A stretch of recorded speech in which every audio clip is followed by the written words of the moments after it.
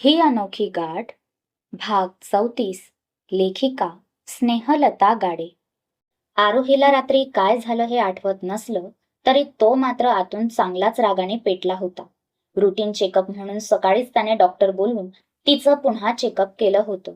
त्यांनी all okay सांगितल्यावर आत्ता कुठे त्याच्या जीवात जीव आला होता आणि त्या डॉक्टरची सुटका झाली होती. नाश्ता करून तिला पुन्हा झोप लागली होती. त्या टॅब्लेटचा असर होताच तिच्या शरीरात, म्हणून तिचं झोपणं साहजिक होतं. रमाला तिच्यावर लक्ष ठेवायला सांगून तो आता खाली आला होता. दादी, दमयंती, मिस्टर अग्निहोत्री, दर्या आणि आता तो सुद्धा खाली आला होता. समोर घरातला सगळाच स्टाफ होता. सिक्युरिटी इन्चार्ज सुद्धा मान खाली घालून उभा होता. त्याची टीम सोबत होती. काही अजूनही हॉस्पिटलमध्ये होते. How did all this happen? I want an answer and don't even try to lie. आपल्या चेहऱ्यावरची रेषाही हलू न देता तो येऊन आपल्या जागेवर बसला. जेव्हा त्याच्या डोक्यात एखादी गोष्ट जाते तेव्हा तो त्याच्या बापाचं पण ऐकत नाही हे सगळ्यांना माहीत होतं. तो आत्ताही मिस्टर अग्निहोत्री आणि बाकी लोकांना इग्नोर करून पायावर पाय टाकून आरामात आपल्या खुर्चीला टेकून बसला होता. नजर समोर उभ्या असलेल्या काही बोटावर मोजता येणाऱ्या लोकांवर होती. डोळ्यात तेच क्रूर भाव होते. यावेळी तर दयामाया नव्हती. त्याच्या त्या रोखलेल्या नजरेत पाहायचेही सामर्थ्य कोणामध्ये नव्हतं. कोणी पाहिलं असतं तरी घाबरून जीव गेला असता. इतका रागीट दिसत होता. बॉस, ते ऍक्च्युली तो माणूस आपल्या टीम मधला नव्हता. तो आत कसा आला हेच कळत नाही. इतकी टाईट सिक्युरिटी असताना त्याला कोणी आत घेतलं हेच कळत नाही. तो सिक्युरिटी इन्चार्ज जरा घाबरत बोलला. दुसऱ्याच क्षणी मोठा आवाज आला होता. कोणाला काही कळायच्या आत त्याने समोर उभ्या असलेल्या त्या माणसाच्या सरळ डोक्यात गोळ्या घातल्या होत्या. तो माणूस सध्या रक्ताच्या थारोळ्यात पडला होता. जॉनने इशारा केला तसा लगेच त्यांच्या माणसांनी त्याला उचलून बाहेर घेऊन गेले. आपला मोरक्या तर मेला होता. आता आपलं काय होणार हा विचार करूनच बाकी माणसं घाबरून थरथर कापत होते. जे काही माहीत आहे ते सगळं सांगायचं. माहीत नाही असं बोलायचं नाही. याच कामाचे पैसे मिळतात तुम्हाला, आणि जर तुमच्या कामाबद्दल तुम्हाला माहीत नाही तर तुम्हाला जगण्याचा अधिकार नाही. त्याचं बरोबर होतं. तो माणूस आत कसा आला हे त्याला माहीत नाही म्हणजे त्याने आपलं काम नीट केलं नाही.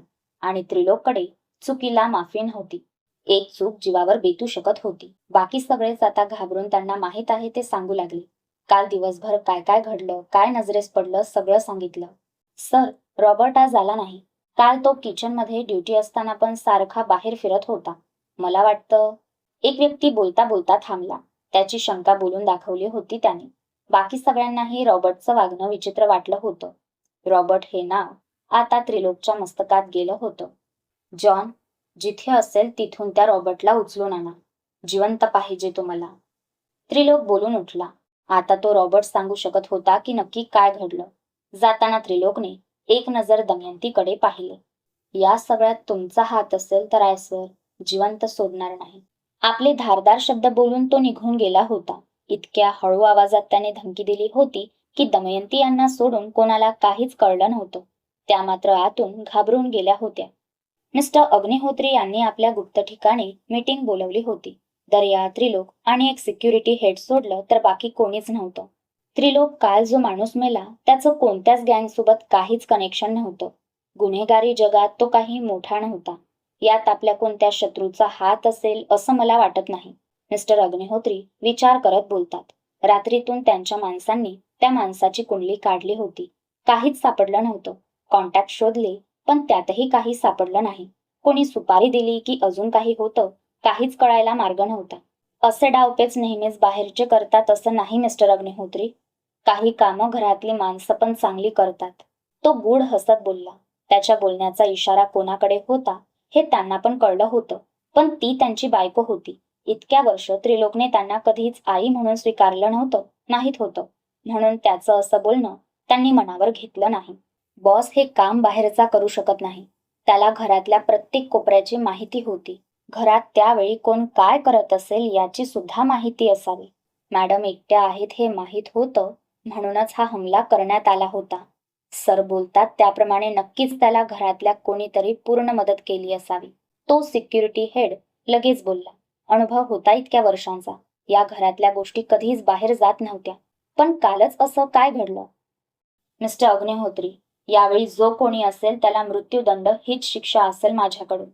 त्यामुळे माझ्या निर्णयात तुम्हीही आलात तर मी विसरून जाईल की तुम्ही सुप्रीम डॉन आहात. अगदी नजर रोखून बोलला तो. घाबरत अजिबात नव्हता. काल अगदी भावनिक होऊन त्याने आपल्या वडिलांना साथ घातली होती, पण आज तेच वडील त्याची शंका मान्य पण करत नव्हते. असाच अविश्वास त्यांनी याआधी काही वर्षांपूर्वी दाखवला होता. त्रिलोक बोलून निघून गेला. डॅड हा नेहमीच मॉमच्या विरोधात का असतो? आताही त्याचा रोख माझ्या मॉमकडे होता असं नाही का वाटत तुम्हाला? आय स्वेअर डॅड, यांनी मॉम सोबत काही केलं तर मी याला सोडणार नाही. दर्या रागात बोलून निघून गेला. मिस्टर अग्निहोत्री आज आपल्याच कौटुंबिक कलहात अडकले होते. त्यांनी आपल्या राईट हँड राकाला बोलावलं. त्याच्याशी बोलून त्यांनी सुटकेचा निश्वास सोडला. राकाने त्यांची परवानगी घेतली आणि तिथून निघून गेला. त्रिलोक आपल्या रूममध्ये आला तेव्हा दादी तिच्या जवळ बसून होत्या. ती मात्र अजूनही झोपली होती. त्याने नाहीमध्ये मान हलवली. तिचं असं पडून राहणं त्याला अवघड जात होतं. दादी होती म्हणून त्याने एक नजर तिला पाहून सरळ आपल्या स्टडीमध्ये निघून गेला. ती मात्र त्या शांत झोपेत पण विचित्र अशा स्वप्नात हरवली होती. हस्त खेळतं घर, सुंदर साडी नेसून केसात गजरा माळून एक स्त्री पाठमोरी होती. एक लहान मुलगा तिथेच खाली जमिनीवर बसून खेळत होता. ती स्त्री कोणत्या तरी स्त्रीसोबत अगदी हसून बोलताना जाणवली तिला. आरोही जणू तिथेच उभी होती. हळूच त्या स्त्रीचा चेहरा पाहण्यासाठी पुढे गेली. किती सुंदर रूप होतं ते. चेहरा अगदी रेखीव होता. सालस, सोज्वळ, धार्मिक वाटली तिला ती स्त्री. आरोहीकडे पाहून गोड हसली. आरोहीनेही हसून तिच्याकडे पाहिलं. अचानक डोळ्यासमोर ते चित्र धूसर होऊ लागलं. ती स्त्री आता रडताना दिसत होती. अचानक आपल्यापासून दूर होत आहे अशी वाटली. तो मुलगा आता जमिनीवर लोळत हट्टीपणे रडत पाय आपटत होता. घर सगळं अस्ताव्यस्त पडलं होतं. सगळ्याच वस्तू जणू गोल गोल फिरत होत्या. त्या सुंदर स्त्रीसोबत असलेली स्त्री आता पूर्ण रक्ताने माखली होती. कपडे रक्ताने भरले असताना ती मात्र जोरात हसत होती. ती दूर जाणारी स्त्री अचानक त्या घराच्या छतावर गेलेली दिसली. आरोहीही तिच्या मागे पळाली. आता ती स्त्री खूप उंचावर उभी होती. आरोहीकडे पाहत हात करत होती. आरोही 2 पावले पुढे आली. काळजीने आता चेहरा घामाने भरला होता. त्या स्त्रीसोबत एक आपलेपणा जाणवत होता. पण ती पुढे आली आणि त्याच वेळी त्या स्त्रीने खाली झेप घेतली. धपकन आवाज आला आणि इथे आरोही झोपेतून दचकून जागी झाली.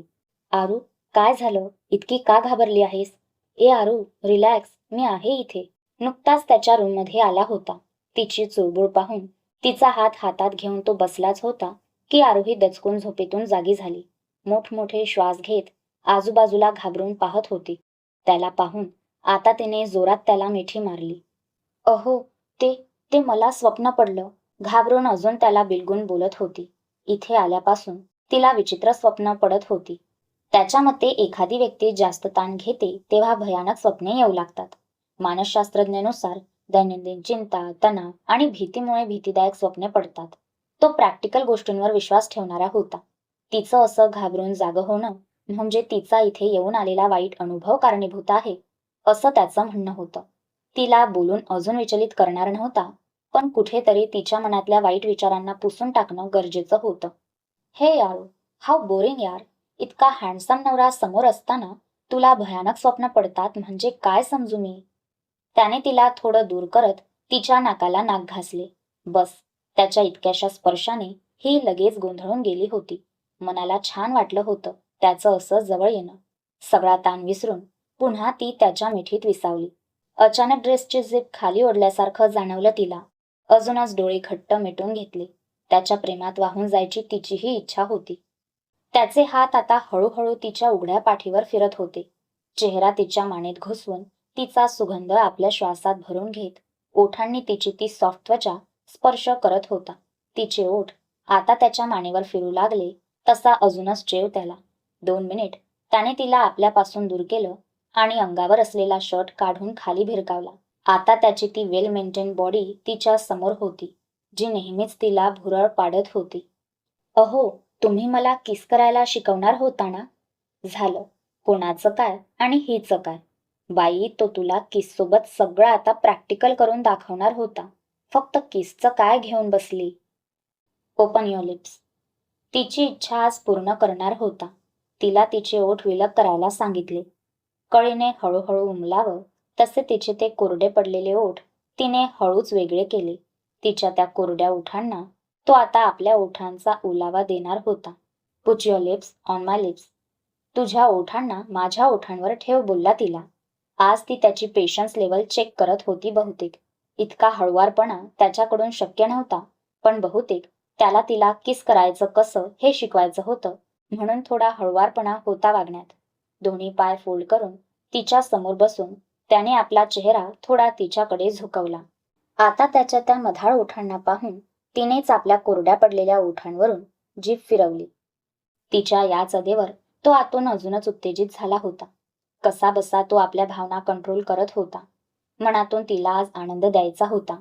तिच्या मनाच्या गाभाऱ्यात असलेल्या सगळ्या वाईट आठवणी पुसून पुन्हा त्याची छाप तिच्या तनामनावर सोडायची होती. म्हणून तर अजूनही तिच्या पुढाकाराची वाट पाहत होता.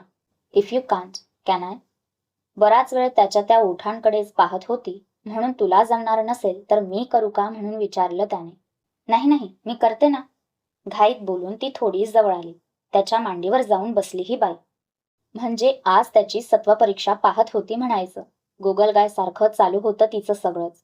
पण त्याच्या मात्र शरीरात वाढलेल्या त्या हार्मोन्सचं काय?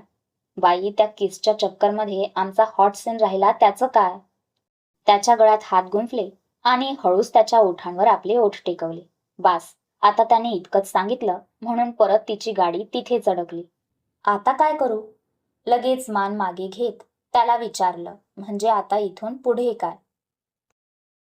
कसं होणार बाई तुझं? तुला जमत आहे का बोल, नाहीतर मी काय, माझे वाचक पण आहेत त्या हॉट त्रिलोकला किस करायला. कर बाई, लवकर काहीतरी कर. गालात हसला तो. भोळी होती त्याची Aru. Start sucking my lips and enjoy the taste. आता माझ्या ओठांना चोखायला सुरुवात कर आणि त्याची चव एन्जॉय कर, बोलला होता. तिच्या अंगाची जणू थरथर आज काही कमी होण्याचं नाव घेत नव्हती. हळूच आपल्या ओठांनी त्याच्या ओठांना ताब्यात घेतलं आणि हळूवार त्या ओठांना चोखायला सुरुवात केली. किस करताना डोळे आपोआप मिटले गेले. Open your eyes and feel this moment. डोळे सताड उघडे ठेवून तिलाच पाहत असलेल्या त्याने तिलाही डोळे उघडायला सांगितले. हळूच डोळे उघडून ओठांना कामाला लावून ती मात्र त्याच्या त्या नशिल्या डोळ्यात पाहत होती. हळूहळू त्याच्या त्या प्रेमाची धुंदी तिच्यावर कधी चढली हे तिलाच कळलं नाही. डोळ्यात डोळे घालून त्याच्या ओठांवर तुटून पडली होती. तोही आता चांगलाच पेटला होता. त्याचे हात तिच्या सर्वांगाला स्पर्श करत होते, म्हणून मध्येच तिच्या उराची धडधड वाढत होती. वर खाली होणारी तिची छाती त्याच्या छातीला आदळून अजूनच नवचेतना निर्माण होत होत्या. आज त्यांच्यात चढाओढ लागली होती. कोणीच माघार घ्यायला तयार नव्हतं. ओठ एकमेकात गुंतले होते आणि नजरेला नजर भिडली होती. तो जो जगावर राज्य करतो, जो या खेळातला बादशाह आहे, त्याला हरवू पाहत होती ती. शक्य होतं का ते? तिच्या कमरेला पकडून अजून वर खेचलं त्याने. अजून आवेगाने तिच्या ओठांवर तुटून पडला होता. शेवटी तिनेच माघार घेतली. त्याच्या छातीवर जोर देत मागे ढकललं तिने.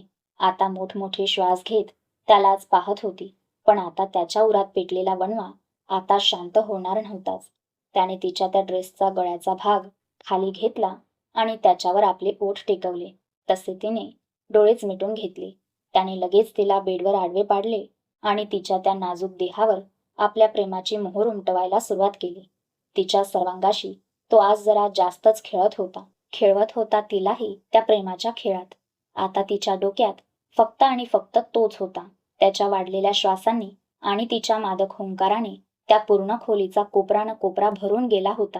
त्याने आता शेवटी तिच्यात प्रवेश केला आणि तिच्या तोंडून हलकी किंकाळी बाहेर निघायच्या आतच त्याने तिच्या ओठांना पुन्हा आपल्या ताब्यात घेतलं. आवाज तिचा त्याच्या त्या किसमध्येच विरून गेला. सुखाच्या हिंदोळ्यावर तिला तो झुलवत होता. शेवटी थकून आणि तिला पूर्णत्वाची अनुभूती देऊन तो तसाच तिच्या अंगावर पहुडला. थकला होता खूप, म्हणून तसाच पडून राहिला. पण त्याच्या खाली असलेले ते नाजूक पाखरू मात्र त्याच्या त्या मिटलेल्या पापण्या पाहत टप जागं होतं. त्याच्या चेहऱ्याला पाहून अजूनच त्याच्यावर प्रेम उफाळून येत होतं. तशीच त्याला मिठी मारून त्याला बिलगून डोळे मिटून पडली. हाच तर तिच्या आयुष्यातील सुखाचा मार्ग होता. तो जवळ आला की सुखाची बरसात नेहमीच तिच्यावर होत होती. आपल्या हक्काचं प्रेमाचं माणूस सोबत असेल ना, तर कितीही संकट आली तरी काही फरक पडत नाही. चला तर मग आरोही त्रिलोकसाठी कमेंट्स होऊन जाऊ द्या. भेटूया लवकरच नवीन भागात. धन्यवाद. एक छोटंसं फुलपाखरू आपल्या आई वडिलांपासून दुरावलं आहे. तिला पुन्हा आपल्या आई वडिलांकडे जायचे आहे आणि त्यासाठी तिची मदत करत आहेत गल्लू आणि नील. पण तिच्या या शोध मोहीममध्ये सगळ्यात मोठा अडथळा आहे कटक, त्या जंगलाचा महाकाय राक्षस. आता ते फुलपाखरू त्या कटकपासून वाचून शोधू शकेल का आपल्या आई वडिलांना? एका अवखळ फुलपाखराची गोष्ट आपल्या फ्लुरी अँड फ्रेंड्स चॅनलवर नक्की पहा. एक ॲनिमेटेड कार्टून. फ्लुरी आवडल्यास लाईक आणि सबस्क्राईब करायला विसरू नका. लिंक खाली डिस्क्रिप्शनमध्ये दिलेली आहे.